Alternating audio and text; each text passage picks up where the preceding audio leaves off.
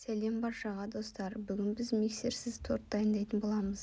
Бізге ең алдымен 2 жұмыртқа, 180 грамм сахар керек болады. Ол екеуін біріктіріп, жақсылап араластырамыз. Жұмыртқа ақ түске енгенше, қантымыз ерігенше араластырамыз.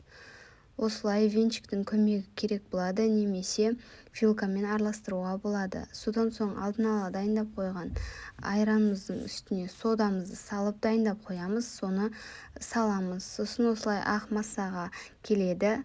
Содан соң тамаққа қосатын сұйық майымызды қосып араластырамыз.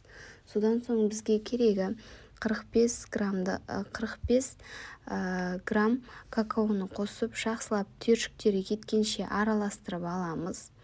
Міне осылай көріп тұрғандарыңыздай шоколад түске енуі қажет.